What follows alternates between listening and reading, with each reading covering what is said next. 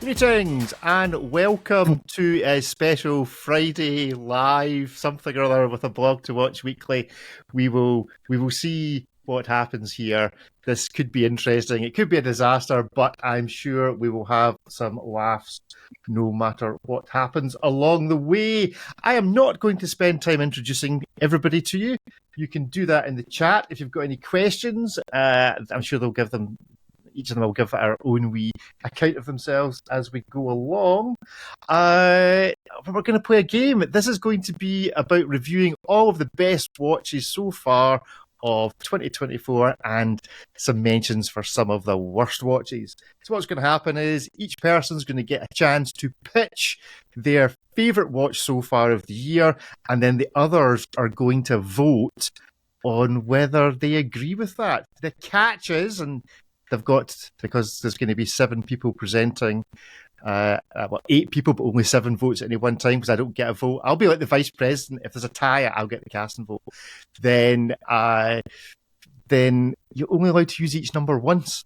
So that's the catch. So you've got to predict whether you think there may be a better watch coming along, or if there's not, because you could end up giving your 7, because it's the only number you've got left at the end of the show. So that's what you've got to play with. But we're going to go over to our first watch of the year so far contender, and that is going to be brought to us by Dave, who is going to do his very best to lean back while he presents this. I'll share it to the screen, and this is the Tudor Black Bay Chrono pink dial watch. So, David, tell us why this is the watch of the year so far and deserves 7 points from all of your fellow watch nerds on the call. So we have to give a high figure or high amount to something we like. Yes. So the number one watch gets a 7. Okay, that's sort of the number one watch right. Gets a 7. Yes, the higher the better. That's good to know. I realize that most of us are making these rules up as we go along, and you've only heard these rules about 20 seconds ago. So good effort so far. Right. It's the Tudor Black Bay Chrono with a pink dial, and the reason why I chose this is not because there are not many other amazing watches from 2024 so far, but because this exemplifies what I want to see from other brands. It's a playful take that throws into wind a bit of caution that a lot of these big brands are known for. And as far as I understand, it's done really well for Tudor. I quite like this approach. The choice of colors and options on more or less staple watch. It's well priced, and it's a sort of an outlandish take on something that we have seen up to this point a few too many times. So this is why I like it. I like the approach, not just the watch. Okay, so you've heard David's 60-second pitch for this. Ripley, you're first on my screen. What are you going to give this between a 1 and a 7, and why? I'm going to go with a solid 3. So solid 3. Yeah, for me, this one, I agree with largely everything what David said, but just dial color variations of watches that have more or less existed for years isn't exactly the thing that really I would classify as best, although from a price point perspective, it is rather compelling, but I've got to reserve the higher numbers for something later down the field. Oh, so already playing the first man out, and he's already playing tactically. So Ripley's giving it a 3. Phil, good evening. Welcome to the show. This is the first time we've had you on, despite many calls and conversations in the past. But tell us, what do you think of Tudor? What do you think of David's presentation? Give that a vote while you're at it. That's a different show. Thank you.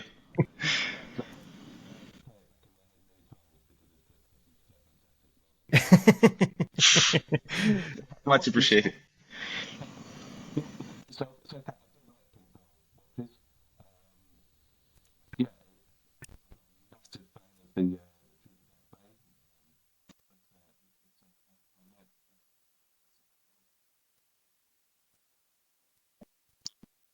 And your vote is going to be a 3, another 3. Now remember, gentlemen, you now must dispose of your 3s. You can't use them again in this show. Simon, you're up next. Do real men wear pink? Well, they do. But I am coming in on this one, maybe surprisingly, because I'm big Tudor fan. But I'm coming in with a lowly 2 on this. 2. Oh, David, 2. David, you want another go at presenting? You're just clearly not Not the convincing direction here. I was hoping for. Let's go upwards from 3, not down. No. David's presentation was great, but let me tell you what I think the problem is for me with this watch. So I've got this in the steel and gold variety, the original with the black dial and the champagne subdials, and I love it. I've got it on bracelet. I've got it on the leather strap. I was wearing it yesterday, actually. The dial colour, though, the shade of pink that they've gone for on this one, just jars with me a little bit, and I can't really quite put my finger on why, but it's a little bit too red, if that makes sense. If it was just paler and a little bit more subtle, I think it would work a lot better for me, but it just feels a little bit too blancmange, and that's kind of what I see when I look at this dial. So too much Scotsman sunburnt and not enough marshmallow colour. Now you've ruined it. Yeah. That's right. Can't unsee another one of those Give me the one hashtags. from Can't now unsee. Get a one from now on. It resembles the colour of a sunburnt Scotsman. Azad, what do you think? I'm not sure there's anything more I can say. That it is pretty much a derivative of another model. I think there have been some improvements on the bracelet and the clasp, possibly, but I mean, not enough for me to put it right up there as watch of the year. So I'm going to give it a 2. 2. David, it's as well you're leaving the show early this evening with your tail between your legs. It's a very disappointing start. But we'll see what Kevin thinks. I think Kevin might do you a favour, give you a bit of a higher vote. No? Yes, Kevin? Absolutely not. I'm sorry to say, David. As I said, there isn't that much more anybody else hasn't ventured. It's a pink dial straight from the catalogue, just slaps a different colour on it, and that's a date window which isn't colour matched. Just something else I don't like about it. It's an okay watch. The bracelet's supposed to be brilliant, but sorry, David, it's another 2. Another 2. Oh dear. Well, at least we're consistent. At least you're consistent. Yes. David, do you want another shot just to boost this for Nick and Leslie's final votes? The irony is that I saw this watch hands-on, and I was really hooked on it when I saw it launch, and I couldn't wait to go hands-on with it, and I thought I will buy it, and when I saw it hands-on, I decided not to buy it because I didn't like the shade of pink. The reason why I chose it is the attitude or the approach to, and this is why it's derivative. My point would not be valid on a new watch. That's why I chose it, because I quite like the approach here. So David, a fan of the derivative. That's his hashtag from now on. Nick, welcome to the show. How are you voting and why? So I don't want to seem like I'm following a trend here, but I did grab this number immediately. I am going with 2. A 2. Hedge my bets. I didn't want to go for a 1. It's not the. There's always a worse watch out there. Exactly. The worst best watch. So it's not the actual pink. I don't mind pink. It's not the dial color for me. It's the watch itself. I've never really been a massive fan of the Chrono. I don't like the snowflake hand for the Chrono in this iteration. But yeah, I mean, as Simon said, I do think the actual steel and gold one's probably the only one that I'd actually ever consider. And I really don't like Chronos with screw down pushers, but. Yeah. Yes, I always find I don't know whether you screw them in or out. It's weird sometimes as to whether you just never really use it, do you? You just never use it. It's really impractical. Take turns. Leslie, are you going to be a kind Irishman and rescue David from this oblivion? It's not vintage. I've got a weird. Can you hear me? Maybe that helps. No, I know. I actually really like this. Leslie, you're muted. You lose 1 point later on in the show for the first speaking while muted. So I'm not actually. I'm not intentionally muted. Still muted. You're losing points as we go along here. Let me see if I can sort it from this angle. No, whatever Leslie, he recommends is best just gets demoted. Leslie has resigned himself and saved David from a lesser vote. I'm sure he'll be back. Right, okay. Let's let Leslie back in very quickly. See if he's got audio. How's that? Yes, that's better. Is it good enough to give David a higher mark than a 3? His current highest? I actually considered this watch myself. I like it. I'm going to go. There's hope, David. I have got 2 ties that would match this watch, believe it or not. But I'm not going very high. I'm going to go 4. I'm just going, but it's a little bit better. A little bit better. That's good. Now, make sure, gentlemen, you've destroyed the numbers that you've spoken of. I don't want to be catching you out at the end. Okay, next up, and if you're in the chat and listening to this, then feel free to cast your own votes. But again, you can only use it once. Not that I'm going to be able to check that. Next up, however, is going to be Kevin. And Kevin, let me stop sharing this Tudor picture and see if I can share Kevin's watch, which is hopefully the correct one from what he sent me. Kevin's watch is this. From Audemars Piguet. Come on. I consider I knew there would be an AP here. Tribute to a timepiece from 1960. Limited edition. What is this watch actually called? Just the remaster Selfwinding with square brackets. That's it. Yeah. Okay, so this is the remaster 2. Kevin, justify yourself. Oh, I mean, just look at it. It's stunning. Everybody goes on about AP not doing anything apart from the Royal Oak or Code 1159, which everybody hates. This is something totally different, totally out of left field, and it proves that AP are one of the best watchmakers and watch designs ever. I mean, this is based on a watch which was originally produced in 1961. Okay, only 7 were made, but now they've upped the numbers to 250. It's a limited edition.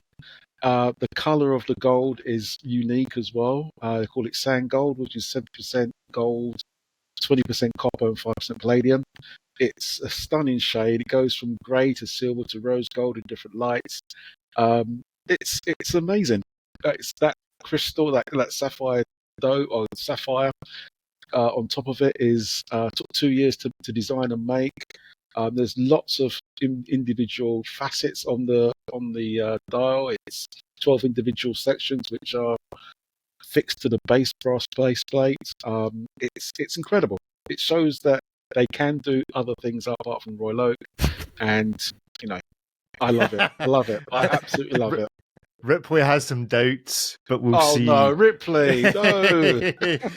Ripley's what are we doing with that section there? Is that to store things? Is that like a little pillbox of sorts? Yeah, I mean the movement's based on the Royal Oak Jumbo, so they've had to elongate the column wheel or the column to get to the crown. So yeah, I mean it is. It looks like stuff should flow out the side there. Just disappear like a waterfall or something.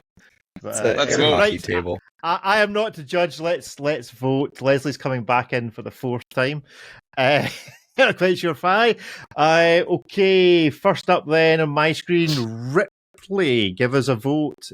Higher or lower than a 3 from last year. That's a solid 4. Getting the big numbers are now out. Yeah, I think it's certainly more original than the Tudor. I have to commend anything from AP that isn't a Royal Oak or Royal Oak adjacent. Sand gold's a lovely material. Honestly, though, it can't score top marks because of just how that was implemented. If you're going to make that not do a bespoke main plate for the movement, at least like decorate that area or something. But that just seems like so half-assed on what's otherwise a very, very lovely watch that it's a kind of middle of the pack for me. But I do really like the watch itself. Oh, it's just being picky now. Well, I mean, at this price point, you can be picky. If this was $10,000 or $20,000 even, it'd be a different discussion. But what is the price point of this? 43,000 sterling, roughly. Yeah. Right, that's Ripley, categorically different purchase. Yeah, Ripley, for some reason you've got. I'll let you have that one, Ripley. Yeah. Okay, so Ripley gives it a 4. Ripley, you've got a crackle on your line for some reason. I'm not sure why. It might just be where stuff's being placed or whatever. Right, next up then is Phil. You gave David a 3. What are you giving Kevin? Well, Kevin, I have to he is say, an Arsenal fan. Kevin, are you an Arsenal fan? Right, I'm gonna give 15. I'm going to give you. How can you two exist in the watch world together and not know that each other are Arsenal fans? But there we go. Well, Kevin, Anyway. Arsenal to one side, you've absolutely smashed it. I very nearly chose this watch myself. So there you go. You a nice big thank you. Giving it a 6. Giving it a 6. Good stuff. Put that to one side. I think it's brilliant. I love the shape of it. I love the fact that AP normally only do the same trick over and over again, and they've done this. It's so different. It looks like, I don't know, it looks like a render that's gone slightly wrong. I just love things that are a bit different. At least you can't see the stem. Well, you can in that picture there, but that's the only thing that puts me off. Having broken many stems over the years as I'm fiddling about with watches, that's the only thing that puts me off, the thought of how much fun that stem would be to try and resize to get back in. But it's a fantastic piece. It's really interesting. It's different. It would be a conversation starter. What's not to love? Kevin, you smashed it. Kevin's smashing it. Simon, your turn. So, I'm giving this one a 4. A 4. Okay. 4. And, justify yourself. Okay, yeah. It's saving some of the high numbers because I think there might be some, things coming up that I prefer more. But I think this is a really interesting, valiant effort from AP. And I think, Kevin, it's a great shout from you. I love kind of 60s, 70s design. I think it's, right out of that era. That as much as you lot all seem to hate Monaco, I love that. And this kind of gives me Monaco vibes. Specifically, I hate the Monaco. Just let's be honest, it's me that doesn't like it. I mean, this is a little bit like a Monaco that's kind of slipped to one side. But maybe, it's if you're going too fast around a corner, maybe that's what happens. I think, great shout. It's just quirky. It's different. I really like it. Kudos to AP for doing it, but there are elements of it that I do find a little bit odd, and that little kind of vent or whatever it is at the side is one of them. It doesn't get my ultimate vote for Watch of the Year, but it's a very, very good option. Good stuff. Azad, where are you on this from AP? Yeah, higher or lower than your previous two? Higher. I'm a fan of the quirky design. I mean, it's not a perfect watch. I mean, that shot there explains everything you need to know. So I'm going to be quick and give it a 5. A 5. If it turns out that the first episode of this show we give AP the prize, then there's only ever going to be one episode of this show. Can I just say that for a fact? Kevin, how'd you vote? Oh no, it was your watch. You don't get a vote. David. I can vote. Please let me vote. No, hold on a second. I've just realised I've written this down wrong. So next up to vote is Nick.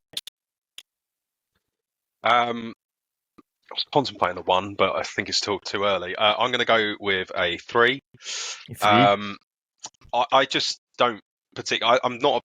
It's not the asymmetric case. I quite like that, but I just think the asymmetric case is quite quirky. But then having the actual hand stack in the center of the dial, making it look like a completely regular watch, almost makes the asymmetric case a little bit pointless. If it was shifted over and you could actually read the time popping out of the cuff, I think it would look a lot nicer, personally. That's why I'm going with a 3. Good stuff. Well, Darren in the chat is suggesting that this is for the dumpster. Leslie, dumpster fire for your watch. Yeah, so the way does it? Okay, so I like this. Can compare this to a pub, a good pub. Like it's a good, straightforward pub, but it's got a snug, right? All right. It's got a secret room just on the side that you can kind of sneak into, and I don't know, have secret liaisons with. Yeah, it's a watch with the snug. So I can't criticize a watch with a snug. And so I'm gonna go 5 on this. I consider this as one of my watches of the year as well. Yeah, some of the big guns are out. Now, David, you're the first one that gets to vote, having had your watch voted against. So the question is, are you going to vote for this watch what you think, or are you going to try and banjax Kevin's current high score by giving it a 1? How honest are you playing this game? I mean, this is not an ego game. It's a watch merit based game. But the shocking irony is that I consider this as my suggestion for the worst watch of the year. For real, Oh no! it's shocking in so many different ways. I calculated this in my article because I happen to have written this.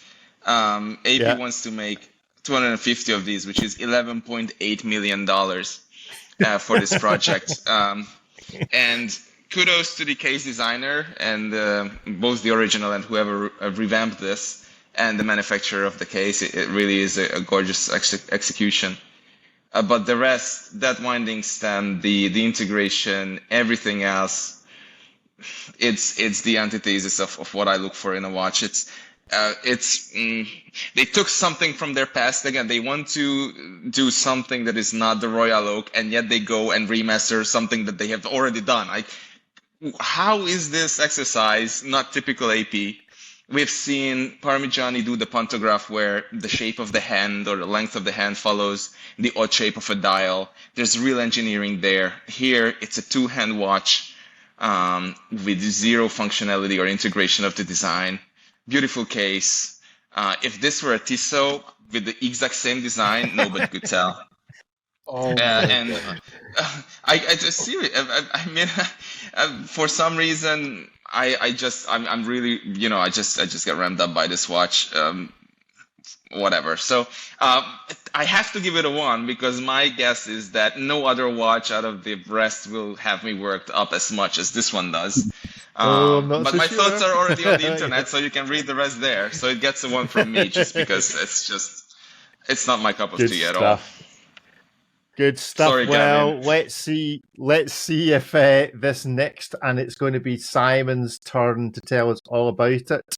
And Simon's watch of the year so far is this from Christopher Ward, the 12 in titanium. Justify yourself, young man. The 12X, yeah. Okay, so the 12 case and bracelet, I think, is a great platform to start with. I think they've done something really cool here by skeletonizing it. They've used the SH21 movement, which has got 5-day power reserve. I think is a pretty killer movement, actually. And at the price point it's at, I think the finishing is, probably better than average, let's say. Yeah, it's not horology, okay, that's fine.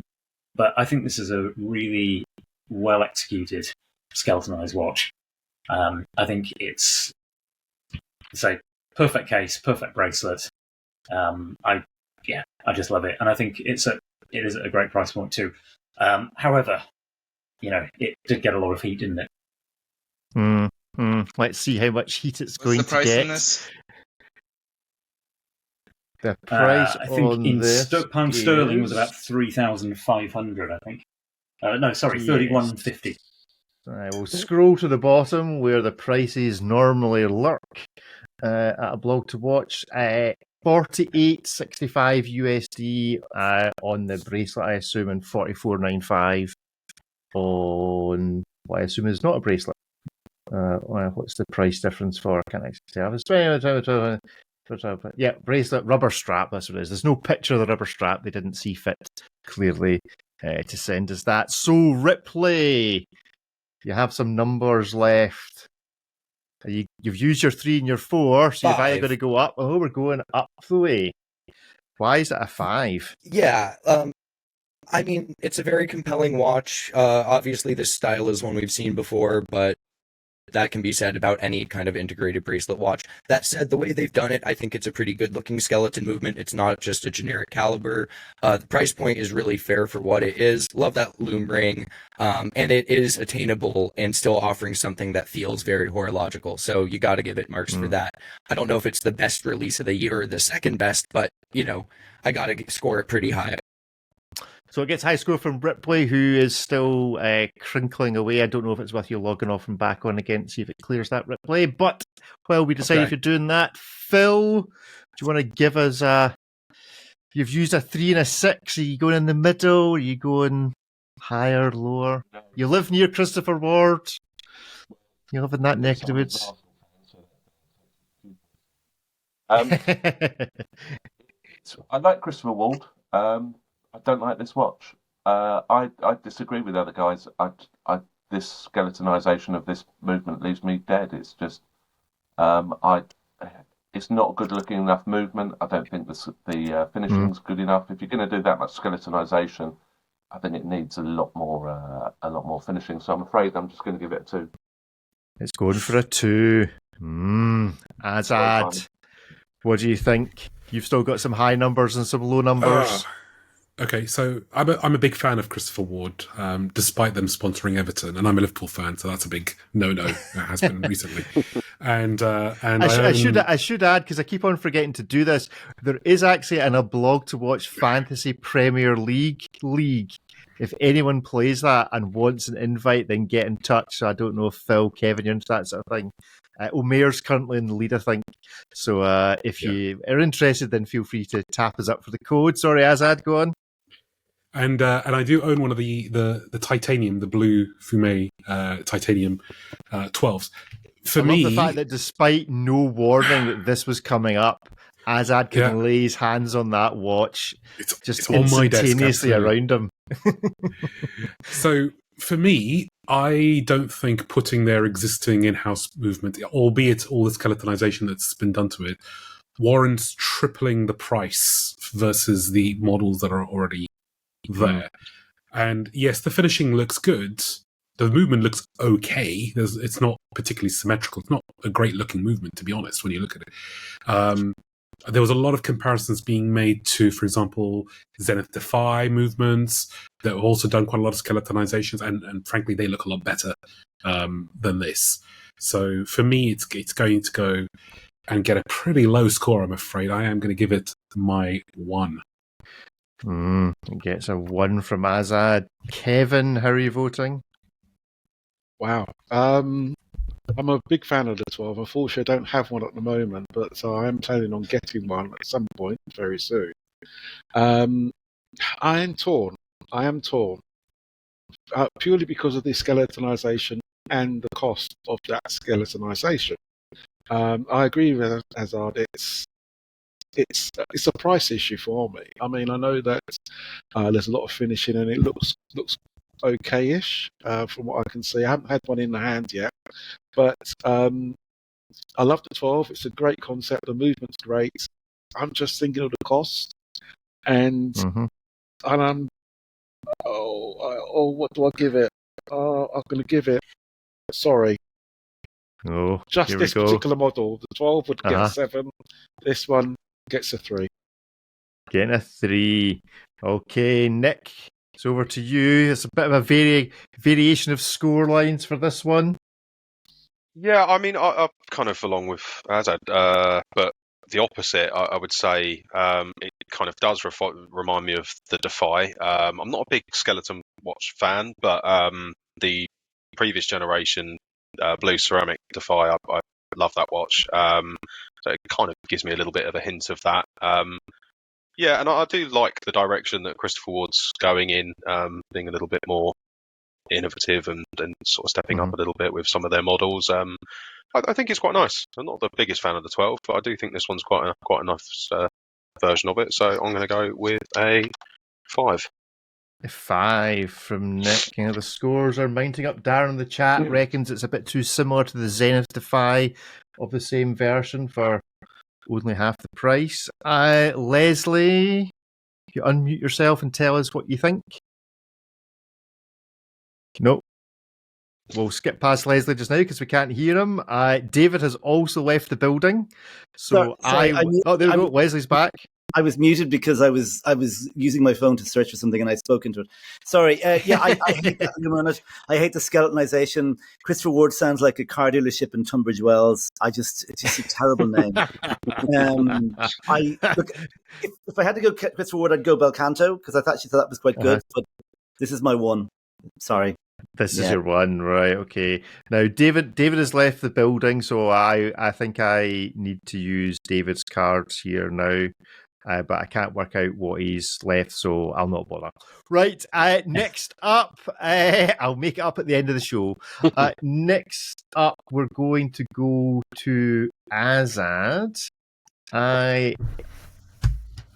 So if David doesn't vote, everyone from this point forward is going to get a handicap of some sort because there's just going to be less points total.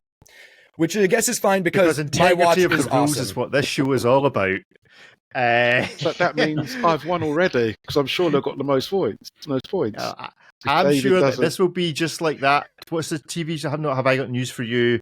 The other one, where I'll just award a number of points. I'll just declare who the winner is at the end, and you'll have, unless you want to decide to write all this down, then you've no idea what's going on, frankly. Anyway, Phil is in fact being the Arsenal fan and writing everything down to complain to the referee at the end. Right, Azad is on this. I don't know how to pronounce it. I don't know if that means it should lose points already. But the Kollokium actually, it loses points because it uses project and puts a random K in there for no good reason, although it's probably not English. That's probably why. Azad, tell us about this watch. Well, the name I'm sure is memorable, right? So that'll keep it going. I said I really like this watch. It's quirky. It's incredibly different and really stands out from what's out there at the moment. Big fan of the kind of very brutalist design language that they've decided to use. Clearly a bunch of engineers that decided to attack this and come up with this idea. The 468 hand-applied pins all loomed look absolutely phenomenal once they we should get a video there. Look, they look phenomenal when loomed up and they come into the light. I think for me it's mostly the design. The case looks really interesting as well. 38.5 mil, I think, is a pretty good size. Only 11 mil thick, with a pretty good La Juperie movement in there. 68 power reserve. It has sold out, which is unfortunate. I'm hoping they're going to do another run. But under 3,000 Swiss franc, I think that this is great and something that will really stand out in a collection. Yeah, it's certainly an impressive looking thing, but does anybody else agree that it's worthy of a high vote? Ripley, you are up first on this one. What are you giving it? You're giving it a 6. Some of the big guns are out. Oh, David has just WhatsApping his vote for the Christopher Ward. He's giving it a 5. So there we go. We might manage to keep some integrity in this scoring system. You never know. So Ripley, why is it a 6? Why is it that good? I mean, at this price point, again, there's kind of two approaches to how you'd evaluate a best release. It's something that realistically someone could buy, or it's blank check. You could just have anyone watch and keep it. No, don't, resale value is not a thing, but like, yeah, anything you wanted basically that came out this year. But on taking the prior approach, this is a really compelling thing that offers something truly unique from a design perspective for not that much money. And while you'd think it would be totally illegible, it actually is quite easy to read. I think it's a really cool watch. Is it the best of the year? Probably not, but I'm just going to give it a high mark because the other two are numbers I have are quite low. The jeopardy of this game. Phil, how are you? What's your contemplations on this? Well, I absolutely love it, so I'm going to chuck it a 7. I'll say that up front. Oh, Phil's chucking it a 7. Interesting times. I love the crown. I love the hands. I love the way. I love the loom. It's amazing in the dark. I'd want to just turn the lights up all the time if I had this. I think it's very, very different. It's a great piece. It's different. I like different watches. You may have noticed. And this is cool. Good stuff. Simon, is this too different for you? Does a Christopher Ward man really vote for this? Sure, that's interesting times. Okay. Yeah. Okay, I'm going to go middle ground. Ooh. I'm going to go with the 3. Checking it out. Simon, chicken's out with the 3. Why such a non-middle of the road watch getting a middle of the road vote from you? Just checking that I haven't used my 3 already. So it might you haven't again. Both me, Yeah, I will keep you right, but also VAR Phil will also keep you right, which seems to be the role that he's currently playing. That's his new I think with nickname. this one, I think I like the fact that they're trying to do something really different, and it is really different, and I think that's partly why it gets the votes for me. It does, but different isn't always better, and there's just something that's too jarring about this watch for me, and I don't know whether. I think it's to do with the hands, and I'm also not a big fan of the case either. I can't. It's really hard to explain, really hard to put into words, but I think it's the hands that just ruin it for me. I can't see past that. Okay, the second hand does look reminiscent of something, but I'm not quite sure what it's reminiscent of yet. It'll come to me. Azad, how you voting? Still got some big watch. gun numbers there. Watch. Oh, it's your watch. It's your watch. Yes, I've forgotten to score. I forgot. Look at VAR. Assistant referee dives in there to say it. So, Kevin, you're up. It's unfortunately a good watch. I'm still Unfortunately, the AP is a better watch, but it's not going to win. This is slightly different. I do like it very much. I mean, it's a great price point. The case looks very, very interesting, and the fact that the dial looms up is incredible. There's not much more to say, really. Just torn. I'm begrudgingly going to give it. I still think the AP is a better watch, but a 6. A 6. A 6. Okay, Nick, your numbers are up. What do you reckon? It's quite a high scoring watch. This is, it's given Kevin's a bit of a run for the money at the moment. I'm going to upset the scores. I'm sorry. I'm going to give it a 1. Way, that's what I like. Yeah, I mean, I kind of disagree with everything that was said, really. I think the sort of 3D element to the dial is pretty cool. That's not really been done before, but I think in terms of its overall look, I don't think it's very original at all. I think it looks like something Ming would have made. That's what it reminds me of. And I'm not a fan of Ming's aesthetic and this kind of very modern kind of looking watch. So yeah, I'll give it a 1. And yeah, I do think the hands are pretty terrible. The hands are pretty terrible. Is it very thick as well? Because it does look quite thick. I don't know if we can tell if there's any dimensions mil. on this. Oh, okay. Let's have a look and see. Yeah, it's a 38. It is a 38 mil watch, so it is quite a small watch, even though it's maybe quite narrow. It's was it 468 hand applied pins? What's that movie with pin face in it? Is that Hellraiser? Hellraiser. Yeah, there you go. It's a bit like that. That'd be a good nickname for a watch. Yeah. There we go. Right, Leslie, it's your I turn. don't like the hands. It's very cool. But I'm hovering between 3 and 6. I'm going to go 3. It looks like a shepherd's crook or a bottle opener. Yeah. Yeah. It's a bottle. Yes, it's the bottle opener. Yeah, that's what it is. Trust you, a man of alcohol, to have noticed that. Well, David has texted in. David has faxed his answer through, and he's giving it a 6. No idea why, but he's not here to justify himself. So we'll keep playing with that. Okay, we'll stop sharing this. Next up is Leslie. And Leslie has brought us this as his watch nomination for Watch of the Year so far. And it is this number from Czapek, a Czapek Promenade. Goutt, is that Goutt dough? Goutt. No. Goutt dough. Not Goutt. Which means drops of water. So those Goutt are the drops dough of water falling. You can see it. It's hypnotic. Right. I see, says a blind man. Right. Look, there's a gorgeous movement. It's 38 millimeters. It's 20 grand. So, okay, it's not cheap, but it's within the bounds of kind of imagination. You can imagine, in the divorce settlement, you'd probably get 20 grand. You could spend it on that to cheer yourself up, And there's some nice guilloche they're doing. The movement is gorgeous. It's 10 millimeters thick. This is the watch that lingered with me from Watches and Wonders this year.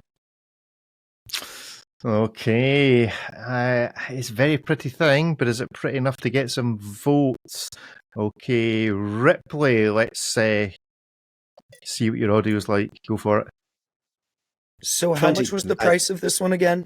It's going to be either high or low. Okay, so For a steel case, right? I'm so I'm giving it a 2, and this is where it gets hard. This is where you either have to start killing the ones you love or rewarding the ones you hate at the end. And at the end of the day, I think you have to reward the ones you hate at the end more than giving the ones you love. So I really like this watch. The price point's very reasonable for what it is. Everything that Leslie said is true. But at this point, the only alternatives I have are a 1 and a 7. And I don't think it's the best. It's certainly not the worst. But I would love to have this watch. I think it's a gorgeous piece. Great movement. I'm not speaking to the reliability context, but just as an object of beauty and something that's very striking while being minimalist, I think it's great. It's an awesome watch. I have to score it low just because of how this game is falling out for me at the end. But that's not really reflective of my true game. feelings. You got to play the game. Matt and Jim in the chat, I think, are talking about the previous watch when they say one of them says it's a unique design, gives it a 6. The other says it reminds them of an executive toy from a 1980s desk. The wee pins on it, which yes, does very much ring true. Phil, give us your assessment of the Czapek. I like the Czapek. I'm never quite sure how to say the name, which is a bit of a detriment to me because I do like to pronounce things. Patek Junior.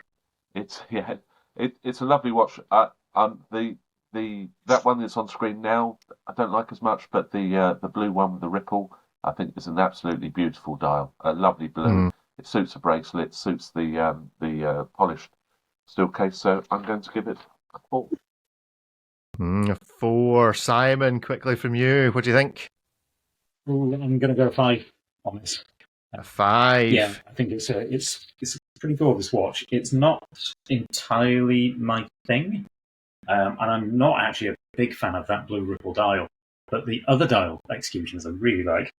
So I think that's why it's getting 5 for me. I'm the total opposite. I only like the blue ripple dial. The other ones are I'd have given it the 1. The ripple dial is what makes it for me. Things can just be so different to different people. I think that's having... There we go. Right, Azad, how are you voting? So that ripple dial looks flat, very flat. It looks printed on rather than the other one, which is more engraved. So I do prefer the other one rather than this ripple one. But okay, I think it's too expensive for what it is, in my opinion. But anyway, so I'm going to give it a 4. A 4 from Azad. Okay. Kevin, pass some judgment. Sorry. This was one of that blue dial is stunning. I do love it, and I did look at this as my particular choice. So reluctantly, I have to give it a 5. Ooh. Reluctantly, a 5. Yeah. Okay. I'm running out of numbers. How interesting! Yes, this is where the trouble starts to occur. This is where it starts to get a bit scary. Right, Nick, over to you. I'm going to go with a 4. I do quite like it. The blue ripple dial is definitely my favourite. I'd actually kind of hope that the dial is flat because I think that would just be a testament to how good the dial looks because of how 3-dimensional it looks. But yeah, it's kind of it would worry me to read the time on it, especially after a few drinks, because it looks like something you'd fall into, in all honesty. Like you'd wonder who was moving. Are you moving? Is the world moving? What's actually going on here? Good stuff. Right, David. I did ask David there. Let me see. How did he vote? He gave it a 2. He gave it a bit of a panning. So there we go. Right, next up then is going to be Nick. Okay, Nicholas, you are looking and you have given us this. The Fears. Just zoom out a bit. Oh, that's not the best website. The Fears Brunswick.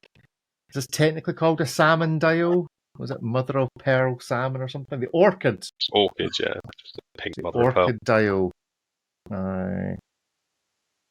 Tell us about it and why you think it justifies a high vote from your colleagues.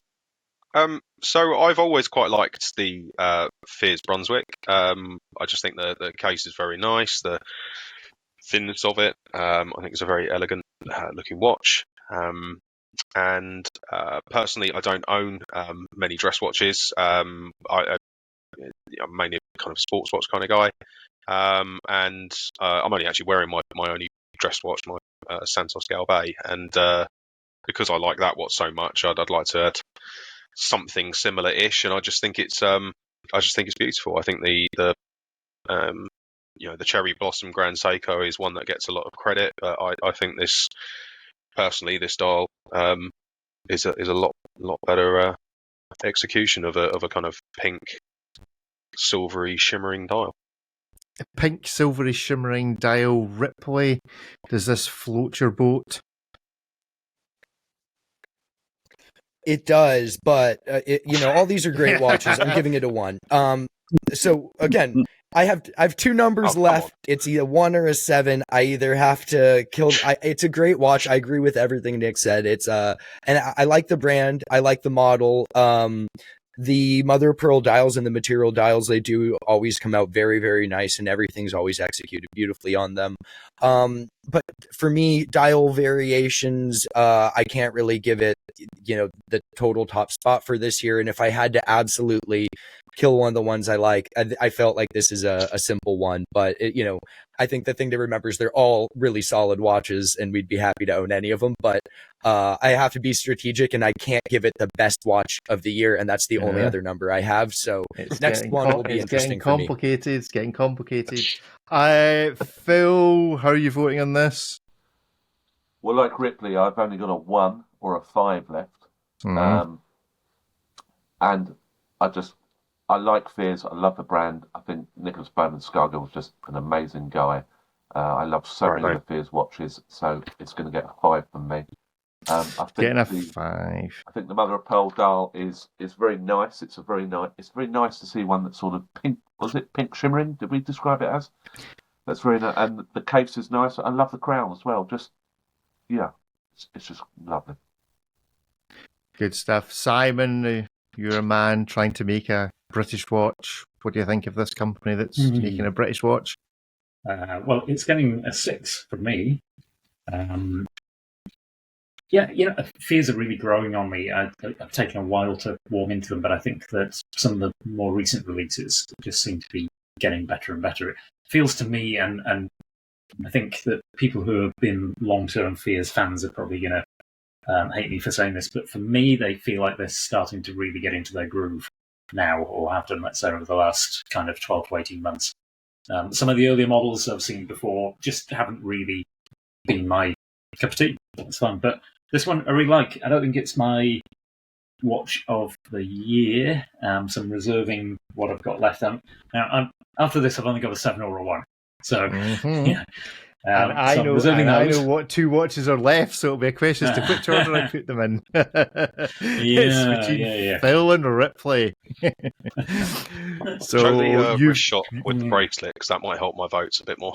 I think it looks way better on the bracelet. On the bracelet, that's that one. The website doesn't lend itself to being shared, unfortunately. But there we go. So that's because it won't let you zoom out, and it won't let. Oh no, there you go. That's a bit better. It does this funny. Yeah, there we go. It doesn't have a play function. But so Azad, what do you think? I really like it. I think they have certainly stepped up quite a bit in recent years. Quite sad that I picked up the blue 40mm version just before they released the blue mother of pearl dial, which I would have gone for. And especially since they've introduced the bracelets as well, I think that's really helped move these pieces to collectors. So I'm going to give it a pretty good score, 6. Pretty good 6. It's doing well. I wonder if we need to say, if whoever wins, we should maybe send, I don't know what we'd send them. Our hearty congratulations, a letter signed by us all saying you won, congratulations. Get the auto pen out. Kevin, what do you think? Well, I was fortunate enough to see this a pre-production model of this, and I loved it then. I love it now. I'm a big fan of ears, and I've got my custom here, which I've had for 2 years now. Custom, it's beautiful. I love Nicholas. what can I say? They're going from strength to strength, and they are one of the best brands in the world. Certainly one of the best British brands. They are representing Britain at the moment over in New York or Chicago or wherever, and they're just going from strength to strength. Hence, then I will give it a 7. 7.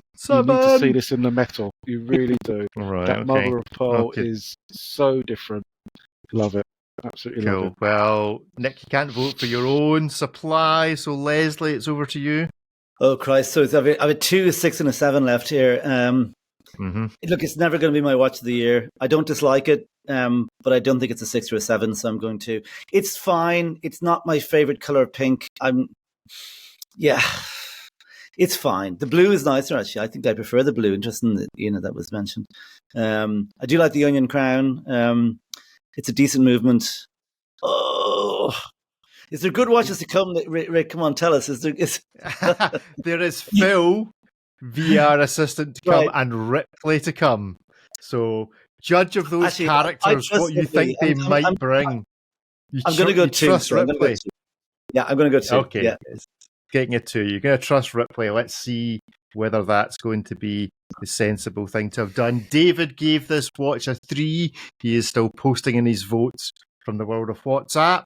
So I will stop sharing this and drum roll, because I'm evil and twisted. The next watch up will be from Phil. So Phil, your watch, I believe, is this, the IWC Portugieser Eternal Calendar watch, accurate for 45 million years, despite the fact it will need service in 6 months' time because it will probably break. But justify yourself. Well, what can I say about this watch? I mean, I happen to know that some Seiko engineers has visited IWC that day. All the windows were closed, and they were stuck in the canteen, and they could just see a great big saucepan full of eggs in it, with egg timers all around it, and they thought, I know, we can use that to inspire us to make a watch. This is the Seiko engineers. The use by date on the egg box was 3 weeks time. They thought 3 weeks, that's not much. Let's make a use by date of 45 million years, or perhaps next time we have to change it in 6 months when the clocks go forwards or back, whichever one floats your boat. I mean, to be fair, in 45 million years, I'm not sure the moon will be where it's in the same now. place. I'm not sure the Earth will still be here. But there you go. It's ugly. It's expensive. It's very impractical, but it's a technical marvel. It really is. So, I actually went on a different podcast with Leslie, which I listened to today. There are different podcasts. I couldn't possibly count how many wrists there are here, Rick, but there's probably more than 5. I'll just flag it off. But it's got a boring strap. It's got a fantastically interesting movement. It's got an okay case. And for me, it's Schrodinger's watch. I love it and I hate it at the same time. 45 million years and stuff is nonsense. I'm being very polite because I know you don't like swearing on your shows. It's absolute nonsense. The oils will last 5 years at most. It will need servicing. 45 million years, yet it's got the year on it. So the year on it says 2024. Well, in 45 million years, they'll need another 6 digits or something in front of that 2024. So I'm not quite sure how they're going to do that. Right, can I just be clear that you actually like this watch? I do. I do, but I hate it as well. Okay. I really do. I think it's technologically, and I'm kind of into watch movements because I pull them apart and fiddle with them and make them worse normally. But it's an amazing piece of engineering. It really is. But it's overpriced and it's silly. But overpriced and over here. Ripley. How are you voting? I think I know I'm getting a 7 from Ripley, so that's a start. Yeah, so it's a 7. I'm actually really happy that this ended up being the one that I had to give my 7 to. I was just worried it was going to be something, Phil would bring something absolutely dreadful, and that would be how it'd end for me. But I really like this watch. I almost picked it as my pick. Everything he said is true. It's in concept and execution and theory, it's absolutely stunning and mind-blowing and just a very impressive object. For my small wrists, it would be borderline unwearable. I couldn't sell all my organs and still have enough to purchase it. It'd be horribly impractical as a daily piece, and the trajectory of how long the intervals between setting it and servicing it, those two things are miles and miles apart. So they're, conceptually as a functional item, it's not like it doesn't have its problematic things, but this is about watchmaking and, coming up with either just downright fun and impressive things or creating overly complex solutions to problems no one has ever had. And this is exactly both those things. So top marks from me and well deserved. Top marks, Simon. What have you got left? How are you voting? Well, I've only got top marks or bottom marks. And unfortunately, can't get my top mark, so it's getting a 1. Now, getting a 1. I'm gonna caveat this. It deserves more than a 1. I mean, it's a pretty impressive piece of engineering. If you believe that it will do what they say it will do, but quite frankly, how do we know that it's going to do what they say it'll do? Nobody is ever going to be able to test this. It's kind of complete. I think somebody earlier. The same's true about anything. The Deepsea, anything. That's the whole point. You just have to trust these brands. About that. I think somebody earlier said that it was like completely preposterous, and it is. It's like yes, I get that it's a technical feat of engineering theory to be able to create something that can do what this watch will do, but it's completely unnecessary. It's very, very expensive. It's not particularly attractive. It's huge. Do I really care that it can do what they say it can do? I'm not really sure I do. Not sure that it does do what it says it can do, so it gets a 1 Azad. What of your numbers does it get? I love this. It would have been my second choice. For me, probably one of the winners from Watches and Wonders. So I'm going to give it my top mark, 7. It's getting your 7 from Azad. Kevin, tell us all about this. It's a great piece, a concept piece. As everybody says, how do you know it's going to work? I mean, is it accurate? Is it METAS or cost certified? I mean, that's more important than whether or not it's going to last the year 4000 BC for me. Anyway, it's slightly too big, and how much is this? 45 grand, is it, or is it more? No, it's much more, isn't it? It's 100. And the rest. 100, and the rest. Yeah. I'll just check that out. And that's stainless steel. That's almost a week's wages for our reserve goalkeeper. Oh, absolutely. Yes. £155,000 for stainless steel. Mm-hmm. Oh God, I was going to. Is it platinum? No, platinum. Is it? It's platinum, and it's $155,000, so probably a bit less for you over there in the UK. There are. What can I say? It's not in my wheelhouse because I'm going to be dead before I get to make use out of it. So it's going to get a. Oh God. We'll all be dead. The planet will be dead. 45 million years. A 1 or a 4, I think. Yeah. We've got left. Oh God. We're going at the moment. The planet will be dead by the time my Seiko gets to its service interval. Probably, yeah. 3 weeks on Tuesday. Oh God. Sorry, Ripley. It's a 4. It's a 4 for Kevin. Nick, thoughts, feelings, emotions on this watch? I've got a 6 and a 7 left, but I would have given it a high score anyway. But I'm going to hedge my bets on the next one, so I'm going to give it a 6. A 6. Yeah, I've never been a big fan of the Portugieser. I think it wears too large for the kind of style of looking watch that it is. But I think this watch is the best example of showcasing mechanical movements and watches, and just how complicated and superfluous and completely unnecessary they are. It's why we like them. It's a completely outdated and unnecessary technology, but because it can be done and it has been done, it gets a good score from me. Good stuff. Where we're getting to the final review of what Ripley is and therefore what scores you've all given it. And you're going to have to justify your score. So you're going to have to back yourself on the score that you're left with for the watch that Ripley's bringing you all in a few moments. But Leslie, you've got a vote first. Yeah, so I trust Ripley, but maybe not 7. So I'm going to give this my 7. It's gorgeous. I'd completely forgotten about this. But look, Ripley, you're going to give me 6, so that's pretty good, Yeah, because I do trust you that much, just not 100%, No, look, it's stunning, and if you're going to go watch of the year, it should be something audacious. It should be something dramatic and exciting, and yeah. Look, it's very, very interesting what they did there. I completely forgot about this one.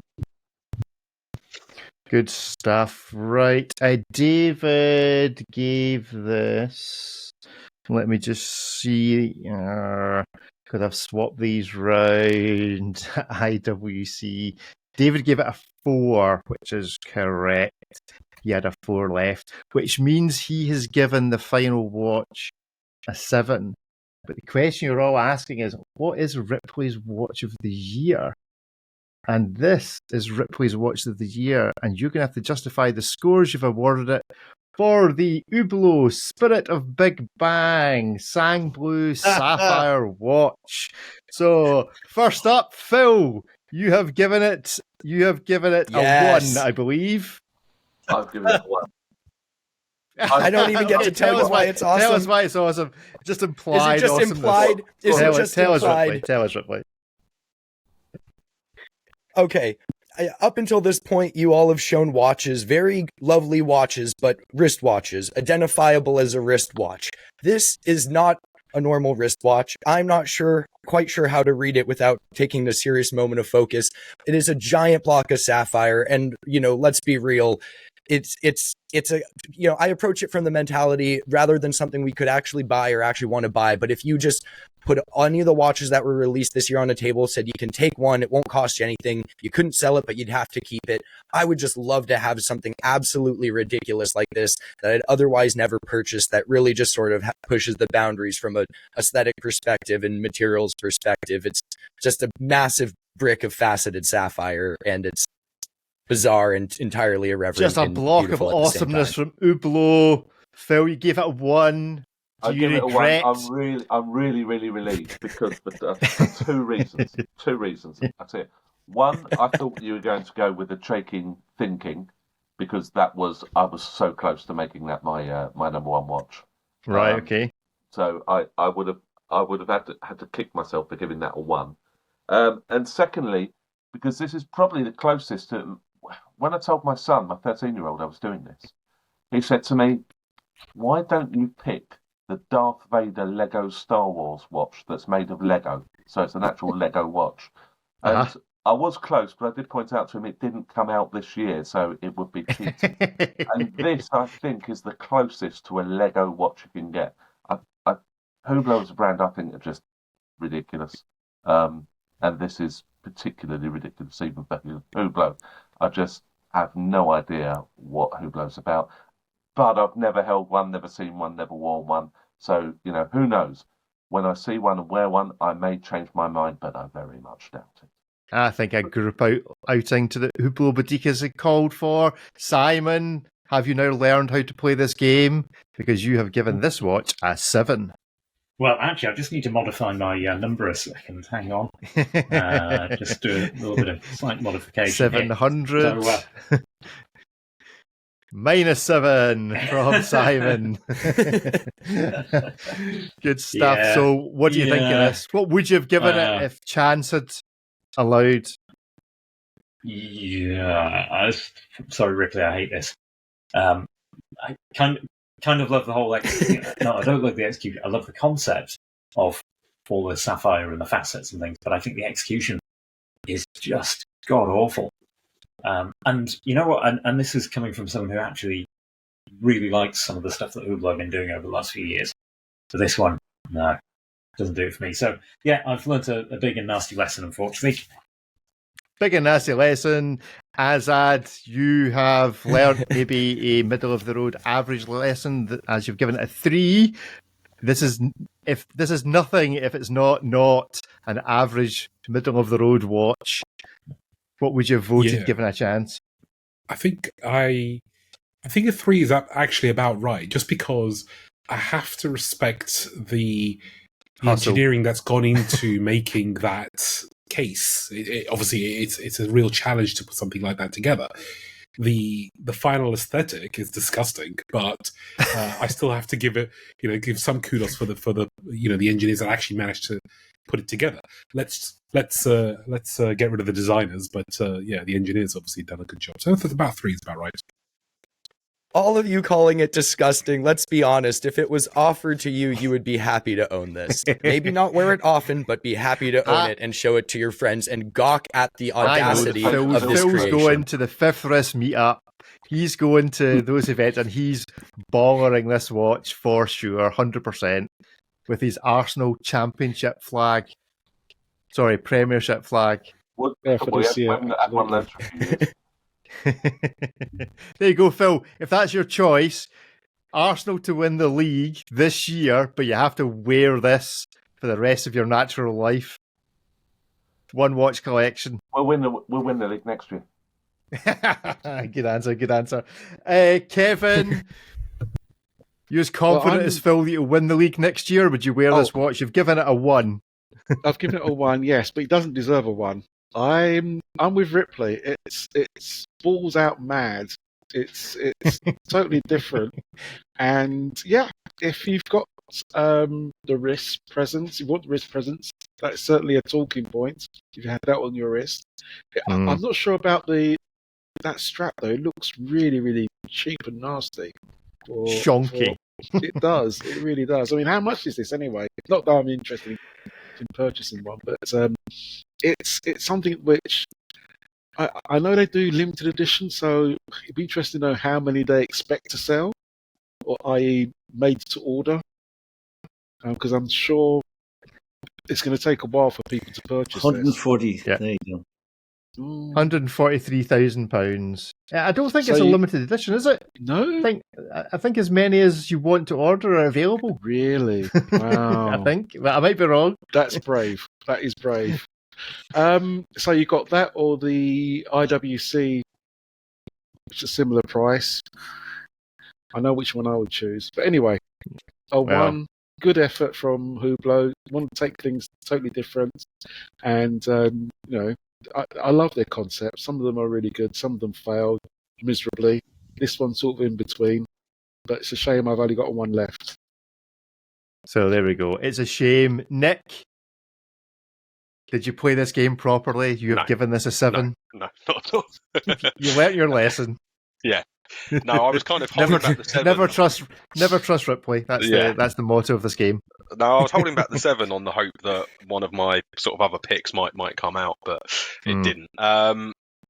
Yeah, I mean, what people have said before, I mean, it is bonkers. I wouldn't say it was that bonkers for Hublot. Like, it's fairly, it's, a watch of their kind of style. But, yeah, I mean, I don't dislike Hublot as much as other people like to, tarnish them. But, yeah, their casework is pretty good, with ceramic and things like that. And this sapphire case is pretty cool.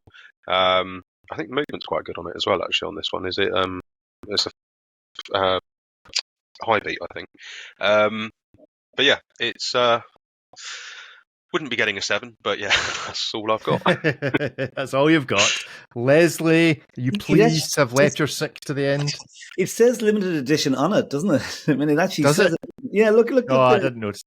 Look under the. Yeah, see there. Look through the crystal. Let's have a.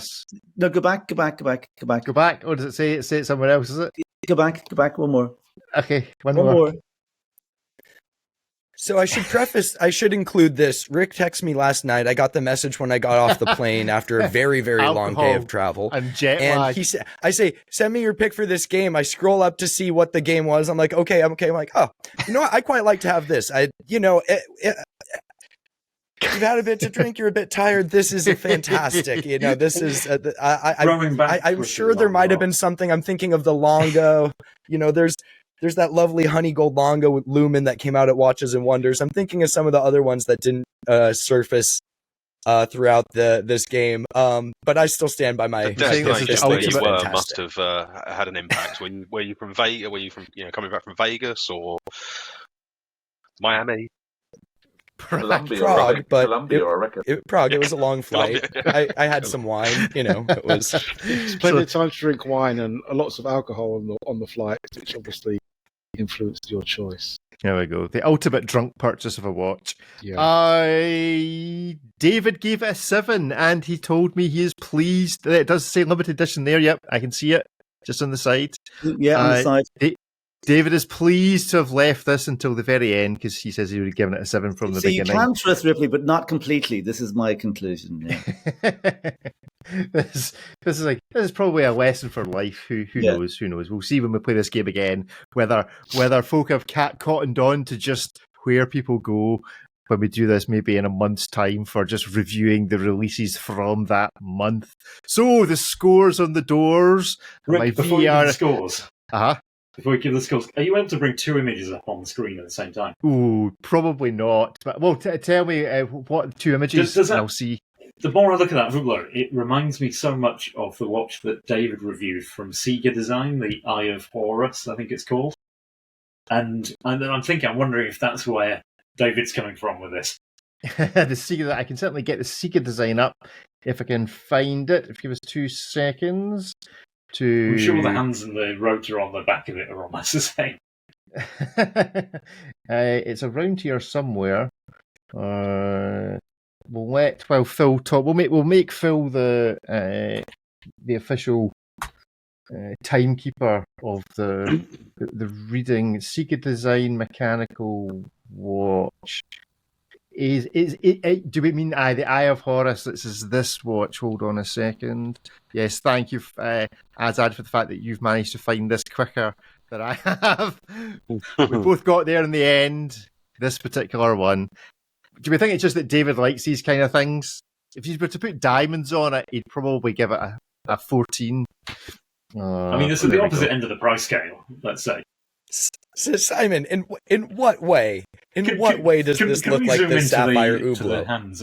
Maybe I'm remembering this, recalling it wrong, but I thought that the hands reminded me straight of this. Straight away of it. There we go. There's the hands there of. You see, there's something of it. There's something of it there. Look, of the Hublot. I can't show both at the same time. No, that's not bad. There are triangles. There are triangles involved. So then there's some triangles. If you squint and. If you're I can only imagine CIGA was inspired by Hublot on this one, given that they've been doing that for the back from a other stag weekend in Prague. Then yes, I can see the similarities on this. Right, the scores on the doors. Phil will VR check that I have added this up. In bottom place, and I fear not benefiting from the fact that he was the first one to go. Was David with his choice that it was that long ago. I can't even remember what it was. It was the Tudor, the pink Tudor Black Bay on 16. Followed by Simon with his Christopher Ward skeletonized numbers. And then that was on 22. Then next up on 26 was the Czapek from Leslie. Or I need to school these out as I go along because I'm already confusing myself. Then it was the AP from Kevin on 28. From Azad, it was the unpronounceable watch from the 1980s table of many boardrooms on 32, which was equal 32 with Ripley's Hublot. And then drum roll in second place. It was between Nick and Phil, and second place. It was... Why have I got that written? Have I done that wrong? No, I haven't. Oh no, it's because I swapped the positions. I've got written down here that Phil presented the Hublot, but he didn't. He presented the IWC, finished in second place on 36, which means the watch of the year so far, as presented by Nick, is the pink-ish watch from Fears. How do we all feel about that in the chat? Do you think that was a deserved watch? Do let us know. Right, we're going to finish up soon, but it's the bit that actually everyone's probably been waiting for, which is what are the worst watches? Because, the world likes a bit more negativity than it does positivity. So very quickly, how we're going to do this is I'm going to display a watch, and there are 1, 2, 3, 4, 5. Let me just check I've numbered this right. 4, 5. So there's 8 watches here. David is gone, so if you like, there's a joker in the pack. Okay, so there'll be one that gets away. And as soon as you see a watch in this selection that you think you can justify as being a good watch rather than a bad watch, then you have to claim this, and you've got 20 seconds to defend the indefensible of these picks as the worst watch of the year. So, and someone might get a chance to have 2 goes. So first up, and this was actually David's worst watch of the year. Would somebody like to defend this? This is the Credor Locomotive, watched by Gerald Genta, revived for the brand's 50th anniversary. It's like musical chairs. You don't want to be left not defending anything at the end. Who would like to give this some defence in the live or in the chat? Oh, no. Lord no from Phil. God, no. It's Either almost the one that, or I I'll picked. just make somebody, because I'll just do it in reverse order of who came first and who came last. So if there's no defenders for this, then that means our joker is gone, which means that the person that finished second last, which is Simon, is going to have to defend this next watch, which also happens to be, and it may not be the first time that this brand features on this, it is this. And this was Phil's nomination. Simon, defend the Bremont times Bamford Aurora watch as not being the worst watch of the year so far. Okay. As not being the worst watch of the year so far. Yes. Well, the Credor was pretty bad. I mean, okay. It's green. I quite like greener watches. Quite like green. That does it. Especially like luminous green. Luminous green. St. Patrick's Day. There you go. It's a St. Paddy's Day watch. There we go. That sounds like a simple explanation. Okay, no, right. I think I can give another defense of this. Actually, it's a Bremont that was produced before Bremont lost their minds. Yeah. Good. A good answer. Okay, so that's the Bremont. Right. The person who finished next last was Leslie. Leslie, you're going to have to defend this watch as part of your punishment. The Seamaster Regatta timer. It's got all the voted buttons. for. Look at all the buttons. The buttons are amazing. Just think of you're stuck in a broken down tube or on a bus somewhere, and you need something to do, and your phone is run out of charge. You can push all those buttons. It's fantastic. But you can't tell the time. Well, you don't need to, because you don't want to be reminded of the time because you're stuck in the bus. You don't want to be reminded about how long you've been there. So you're just going to use this to pass the time. It'd be fantastic. And you can move the buttons. And look, there's a red one as well as all the blue ones. Yeah. God, it's awful, isn't it? There's red ones, blue ones, and green ones. It's all at the end of the day. We're all... you can kind of challenge the passengers. Should I press the red button? Should I press the red button? And they'll go. Get them to vote. Your fellow passengers, There's one photograph of this watch where you just cannot tell the time. I don't know which. It's on the website. Well, only one photograph. I was going to say. I suspect there's more than one. To be fair, I think it's that one there, the luminous one. You just can't tell because of the. What time is it? Is it 3:15 or 3:15? Yeah. It's 38 minutes past midnight. No, it's not. It's 38 minutes and 26 seconds past midnight, surely. It's just ludicrous. Absolutely ludicrous. Sorry. There we go. Well, Kevin, you're next up, so you have to defend this particular indefensible, which was actually Simon's vote, which was also the watch he voted as being the best watch of the year, which is the titanium skeleton Christopher Ward. So why does this watch deserve to be saved from room 101? Well, obviously, it's based on the 12 from Christopher, which has done phenomenally well, and it's going to win amazing wars coming up. This skeletonized version is the next iteration of the design language going forward, and using the material titanium, grade 5. It's a fantastic piece and worth every pound of the £4,000. It's what it costs. Yeah, lots of money. Yeah, you didn't really do a very good defense with it. I don't think I'm not. You're not convincing me. You're not convincing me as one of those. Maybe that's why Christopher Ward don't sell in AD, so they don't need to be persuaded by people to buy things that they don't really believe in what they're selling. You would not do that job well. Let's see if Azad would do a better job of selling this. I can't quite remember whose watch this was. Let me just check that it wasn't, in fact, Azad's. No, it's not. I think this was Leslie's. Defend the very big, the very silly, and the very gold Rolex Deepsea. Why is this not the worst watch of the year? Rescue it from room 101. That thing's awesome. I mean, it's quite simple. The price of gold's going up. World War III is coming. You will be able to get your money back, at least. So just melt it down. I think that's probably the most defensible thing we've heard so far about any of these watches. Congratulations. That then leaves us, there's not many left, but you were tied equal with Ripley. Ripley, let's have you defend. Where's it gone?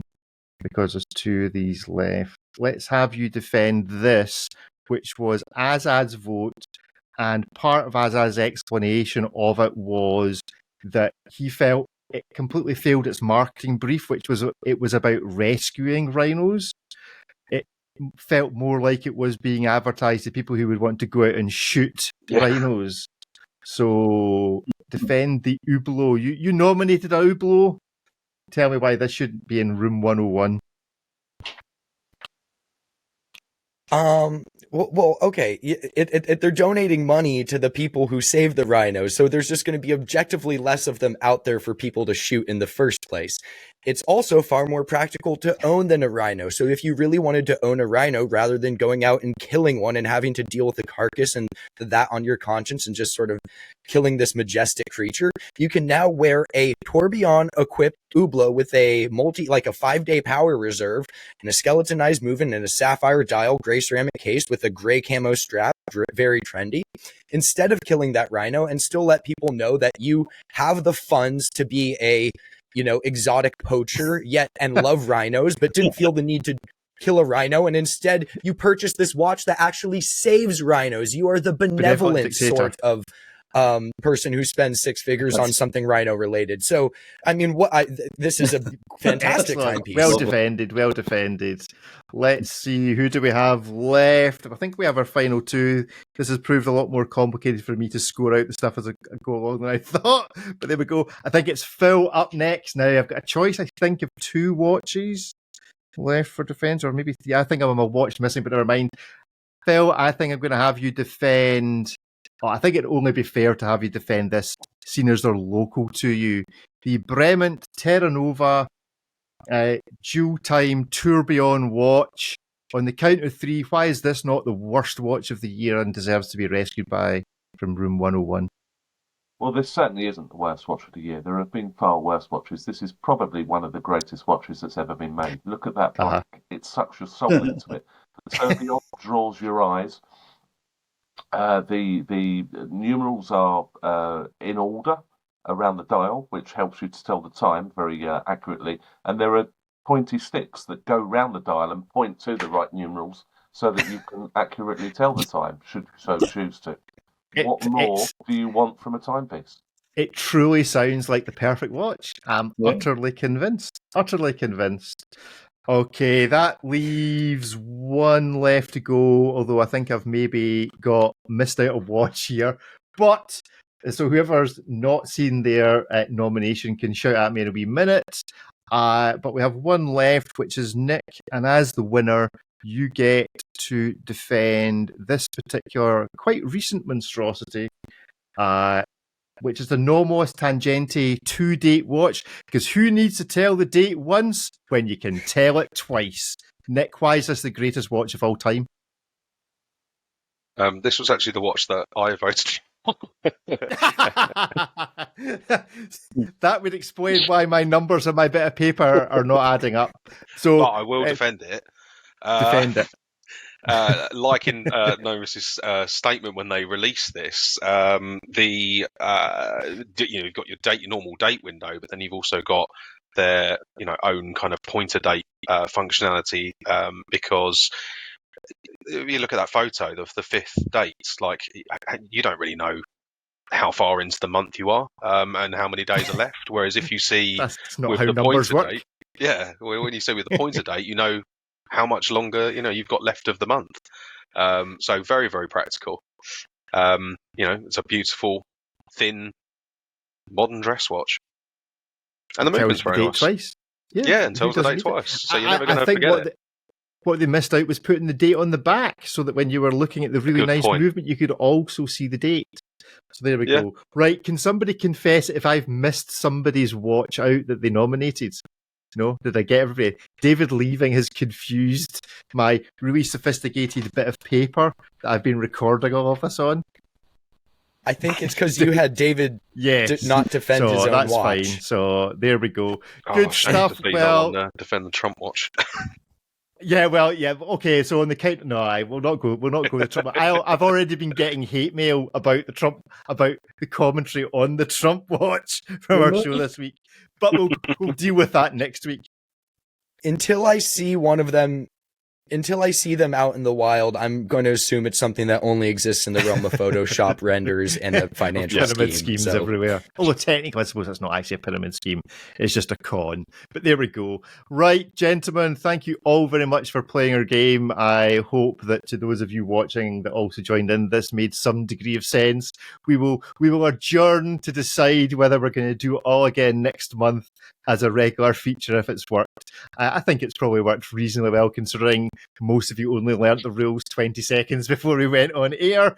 But thank you all very much for joining in. Any final comments? Any regrets or hopes for what's to come, or regrets over how you voted in this particular show? Closing statements, anybody? Regrets. No. Better watches coming out at the end of the year. Do we think there is? Do we think we're at a low point, higher or lower going forward the year? A quick bit of Brucey plays price. What was that game with the up down the cards? That wasn't Prices Right. Yeah. Play your cards right. So Phil, later in the year, higher or lower? For this year, I'd imagine lower. There's not much time there. Not much else to come. Simon, is the year going to get better or worse? Higher or lower? I don't really think we're going to see any more releases, are we, this year? Or nothing too interesting. Nothing shocking. Azad, are you expecting anything to... Well, how many days are left this year? We will have at least that many number of Seiko really releases, so there's definitely more stuff still coming. Always time for Guess the Price the Seiko. What we're going to do, we've been talking, like Phil will know this from Alex at Fifth Wrist, talking about doing the world's longest watch podcast. I think it's just about the Seiko catalogue. I think that's just how we do it. We just play an eternal game of Guess the Price of the Seiko. Anyone else got any hopes, fears, higher, lower of the year, general feelings? Be higher. I've just received an email about a new release from in green ceramic, limited to 250. That looks like a very, very cool piece. I won't say the brand. The green ceramic 250. You're talking about the Bremont, are you? Indeed. That is that's a wonderful piece. That's gonna. As soon as you hit that against something, it's gonna fragment into my worst watch of the year. Good stuff. Right. Well, thank you, gents. Thank you very much for contributing. Oh, hello to SoCal Watch Reviews. Good to see you checking in there. And that's it. So it's goodbye from me, and it's goodbye from all of them. We've cheered. Bye. Bye. Bye. Bye.